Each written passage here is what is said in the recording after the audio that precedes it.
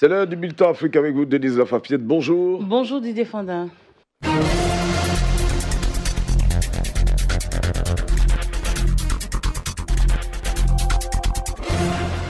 Bonjour à tous et merci d'être avec nous. L'unité n'a pas tenu 24 heures.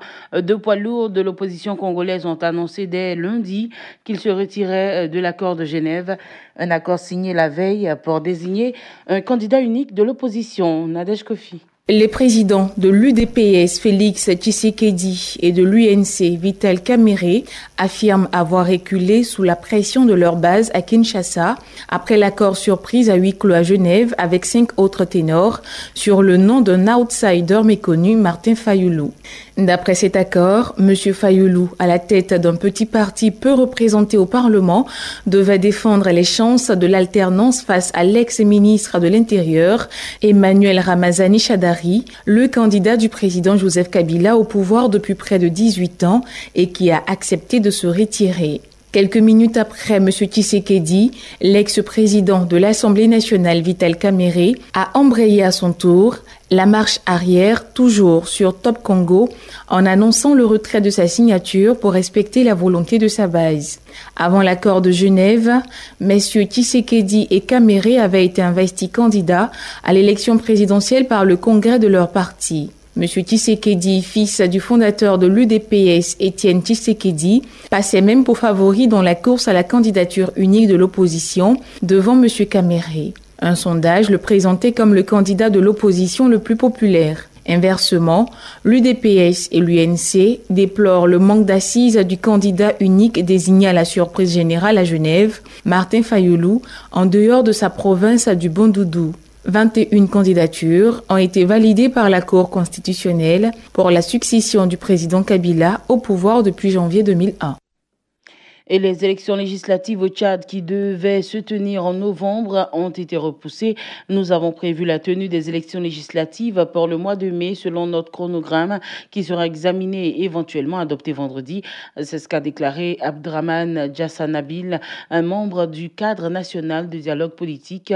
Les dernières législatives au Tchad ont eu lieu en 2011. Les poursuites contre une célèbre journaliste anglophone du Cameroun, Mimi Mefo, qui avait initialement été inculpée d'atteinte à la sûreté de l'État, ont été donc abandonnées lundi par le tribunal militaire de Douala. C'est ce qu'a annoncé son avocate. Le tribunal a ordonné l'arrêt des poursuites et le classement du dossier, a déclaré maître Alice Nkom, avocate de la journaliste qui avait été remise en liberté samedi après avoir été arrêtée 2 jours plus tôt. Et puis le patron de l'agence anticorruption du Nigeria a annoncé son intention de faire extrader l'ex-ministre du pétrole, estimant trop lente la procédure initiée par la justice britannique. Diezani Alison Madueke, qui fut ministre de l'ancien président Goodluck Jonathan jusqu'en 2015, est la première femme à diriger l'organisation des pays exportateurs de pétrole, est au centre de plusieurs enquêtes pour blanchiment d'argent et corruption aux États-Unis, au Royaume-Uni ou en Italie, et l'une des cibles privilégiées de la commission des crimes économiques et financiers au Nigeria. Elle avait été arrêtée à Londres en 2015, en octobre plus précisément, où un tribunal a ordonné le gel de 5 propriétés de luxe liées à ses affaires avant d'être libérée sous caution en attendant son procès.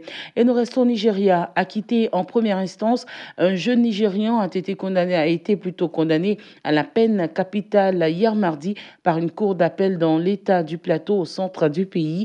Djibril Idriss avait donc tué son père pour une somme de 77 000 francs, nous dit Jérôme Kwaku. C'est une sentence lourde pour Djibril Idriss. Ce trentenaire nigérian a été condamné par la cour d'appel de la ville de Jos pour avoir tué son père et l'enterré dans une fosse peu profonde dans la forêt. Il y a quelques mois, Djibril Idriss et son père, un septuagénaire, s'étaient rendus au champ pour récolter le maïs. Mais ils se brouillent au moment du partage des 77 000 francs CFA issus de la vente du produit.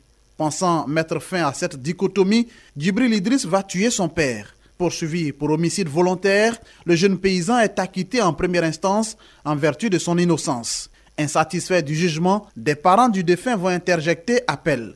Et c'est là qu'ils vont trouver gain de cause. Djibril Idriss, ayant enfin reconnu les faits, a été reconnu coupable des faits qui lui sont reprochés. Le tribunal annule le jugement rendu par la juridiction qui a innocenté et acquitté Djibril Idriss, a déclaré le président de la chambre criminelle de la cour d'appel. Il est reconnu coupable du délit d'homicide. Il est donc condamné à la peine de mort en vertu de l'article 211 du code pénal, a ajouté le magistrat. Mais il est fort probable que Djibril ne soit pas exécuté.